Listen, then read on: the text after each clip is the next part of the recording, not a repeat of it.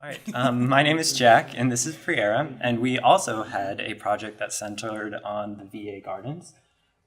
So the VA Gardens, as we already kind of talked through a little bit, it's a collaboration between UCLA and the West LA VA. There's a 15-acre plot of land, and their goal is to make it into a center for veteran community engagement, so things like exercise, therapeutic activities, and also just general community building, which we hit on is very important.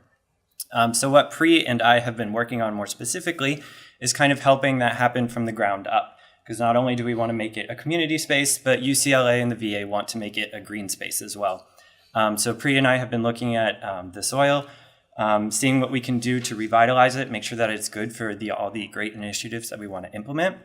And then also taking a look at the irrigation, see what exactly is needed in terms of irrigation, and sort of giving some short-term and some more ambitious ways to address those irrigation needs. So we tested 4 areas in the VA garden, mostly in the entrance area, and here's an aerial view of that. We sent the samples to Wallace Labs, so we got information about the pH, the salinity, elemental concentrations, soil texture, and here are just the first 2. I'll talk about the rest in a bit. So one behind the greenhouse and then one actually inside of the greenhouse in a very large open area that doesn't have any garden beds yet. And what we found in both of these areas that the zinc content is very high. So this is, it causes plant disease and stunted growth in plants. So that's obviously not okay. And also within the greenhouse, the lead levels are really high, not only for plant uptake, but also for human uptake. So our recommendations for this area is actually to do the phytoremediation or use hyper accumulators. And the recommendation is Indian mustard. It's a beautiful crop. It produces these yellow flowers, and it might take like a couple years, but it'll revitalize the soil so that you can actually put food into it for consumption. Another area that we tested was around the garden beds, and the garden beds are already really nicely structured so that there's a nice handicap access. But we do think that there could be like a little bit more use of that space, maybe some crops on the side. And here, the zinc content is still very high, but it's about half that of the area behind the greenhouse. So it's not like all plants can tolerate this, but some herbaceous plants can. So things like mint, ferns, grasses, and even herbaceous flowers could be planted around that area, attract some pollinators for the garden beds, and then just kind of like spruce it up a little bit to make it a little bit more beautiful. And an issue with this area as well as all the other areas is that the soil is very hydrophobic, and that's not good for plant growth. So we recommend using compost, mulch, and wetting agents on all of the areas of the soil and like kind of tilling it. That should only take a few weeks and hopefully revitalizes the soil a little bit more. The 4th area that we tested is the front of the greenhouse, that area that we cleared out when we went on the first day. And for this area, and all the areas really, even though the lead content is marked as medium, there is potential that the amount of lead that is there and a high potential that's too high for human uptake. So again, probably not great for food crops. But again, if there's like hyper accumulation plants that are planted there, it could eventually be used for that. And on a more positive note, the nutrient levels for nutrients that are needed to grow healthy plants are really high across the board. So I think once we kind of like give it a little bit of fertilizer, a little bit of love, like these areas could really be used for direct plant growth. Yeah. And then we didn't get the chance to test more soil areas for financial constraints as well as time constraints because there's a lot of area. But one place that we would really like to test in the future is the orchard area, that very large area that used to be used for fruit trees. And it would be great if we could do that again. So the thing is though, like based off of the other soil analysis, which were really similar in some aspects, I think we can make some educated guesses about what the soil is like here. So again, I think that the soil will be hydrophobic and likely acidic, as most Southern California soils are. So we have some recommendations of trees that grow well in acidic soil, don't require a lot of water, don't require a ton of maintenance. So like cherry trees, plum trees, even like lemon and lime, and we'll all be including that in the report. And hopefully that will it kind of spruce up the space and like allow for that fruit orchard to be grown again. Yeah, so when it comes to the irrigation part of the project, the first thing that we wanted to do was assess what is the irrigation needs that are already in place. So that mainly comes from the garden beds that are in place.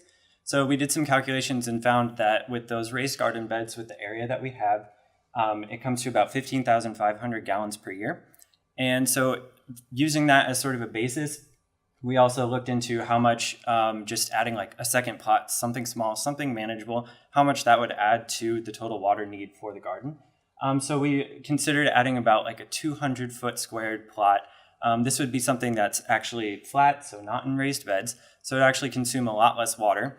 And if we were to do plants like broccoli, cabbage, cauliflower, some of the things that are already there in some other plants, it would only add about 3,100 gallons per year to the total water need. So it would be a very manageable addition to the VA gardens. And so when looking at this need and the potential need with an additional plot, we kind of looked at zero water buildings. And so one of the things that they focus on is reducing water use and then also taking advantage of alternative water sources. So we're looking at reducing through smart selection of crops and those types of things. But also we're looking at alternative water sources.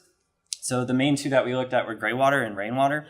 So as we mentioned before, the gray water is, it's really great. It has some nutrients in it. It would be great for watering plants that don't have their crop in the ground so that the water doesn't come into contact with the food, because that is a health issue.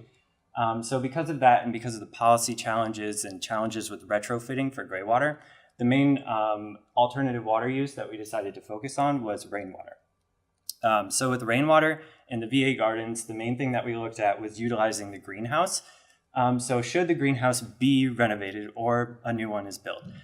We looked at how much water we could collect from rain with the surface area of the greenhouse. So the blue over here is based on rain data for LA.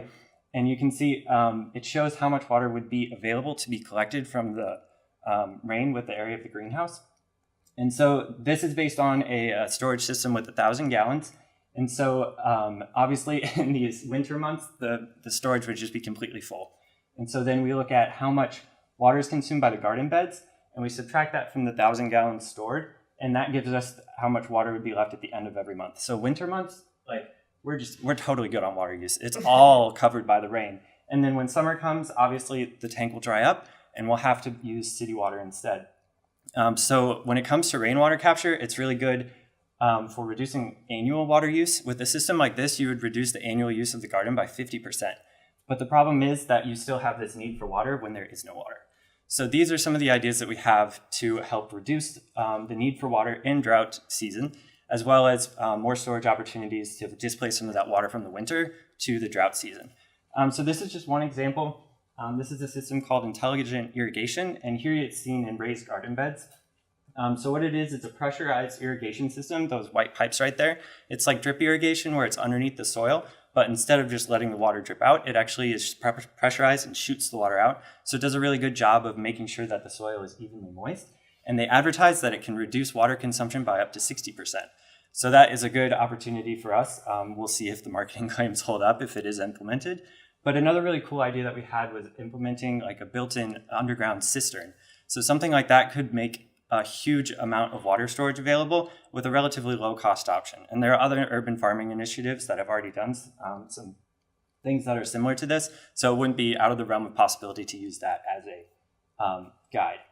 And so another thing that we looked at with the VA gardens is kind of stepping back and looking at the benefit of just having an urban green space in general.